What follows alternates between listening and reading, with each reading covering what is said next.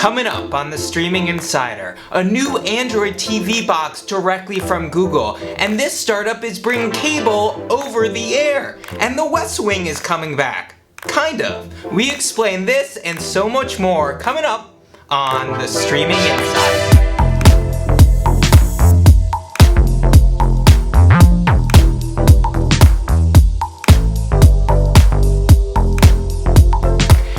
Streamers, it's Jason from The Streamable, and every week we bring you behind the scenes of the biggest news in streaming. And this week there's no story bigger than a new startup called Evoca. Evoca had an early access launch this week in Boise, Idaho, where the company is based. And why are they so interesting? Well, they're leveraging a new technology called ATSC 3.0, which is the new form of over-the-air signal. Evoca is combining OTA local channels with pay TV. So at the start they have a very small lineup, adding cable-like channels like A&E and Hallmark, but they also combine that with the local channels you get over the air.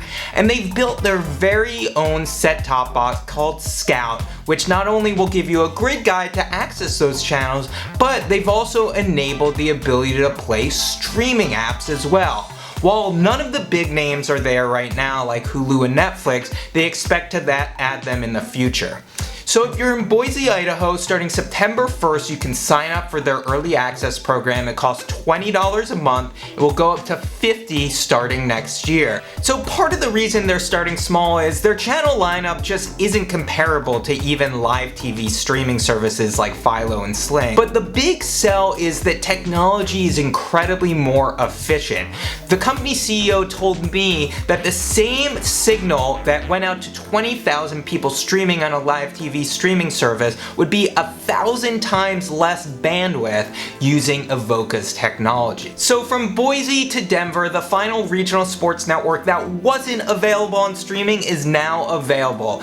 Altitude, which is the home of the Denver Nuggets and that Colorado Avalanche, is now available to stream on AT&T TV Now. To get it, you'll need the AT&T Max plan that starts at $80 a month, and AT&T TV Now has really been actively adding RSNs that you couldn't get anywhere else. This is big news for people in the Denver market because Altitude has had a contract dispute with Comcast and Dish Network since last October. So this means fans in those markets weren't able to watch those games unless they had DirecTV. So now there's finally a streaming option.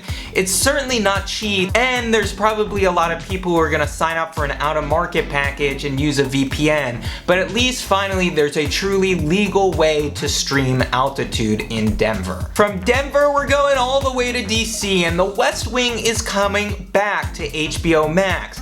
But it's not going to be the way that you've seen it before. As part of a benefit to get people to get out and vote, Aaron Sorkin and the cast like Richard Schiff and Bradley Whitford and Allison Janney and Duell Hill and Martin Sheen are all coming back for a one-night-only stage performance of an episode from the third season. So West Wing fans, you should be excited to see the cast all back together. Remember, they did do that viral video right before Election Day last year, so it's not a surprise that they're trying to get people to go out and vote again in 2020. And now moving on to Apple TV Plus. Last week we talked about how Apple TV Plus is offering a bundle with CBS All Access and Showtime, which saves you about 50% over if you got them individually. So this week on The Streamable, we dove into what that actually means for Apple TV Plus. In my personal opinion, I think Apple is trying to become the Costco of streaming. And let me explain. While Apple TV Plus now has this one singular bundle, imagine if Apple TV Plus essentially becomes your loyalty card to get the best deals on all different types of streaming options.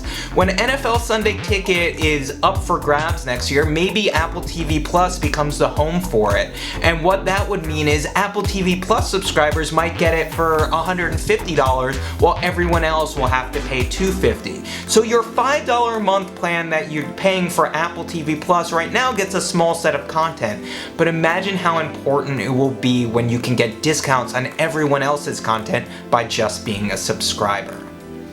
And our final story of the week, Google is coming out with a new Android TV device. And the device, which looks largely like the Chromecast Ultra in new colors, will come with a remote and obviously have all the benefits of Android TV. While the exact release date isn't known, it just got approved by the FCC, which means that it's probably coming before the holiday season. So if you're looking for an Android TV device, this is probably going to be priced around $70, putting it in the camp of the Air TV player and the new TiVo Stream 4K. And that's it for this week's edition of the Streaming Insider. Drop us a note in the comments below. Would you sign up for a service like Evoca that gives you cable-like channels over the air? And if you like this, make sure you give us a thumbs up. And if you want next week's episode, make sure you hit subscribe. And as always, throughout the week, visit us at thestreamable.com to get the latest in streaming news and reviews. And finally, I am Jason for The Streamable, and have a great week and happy streaming.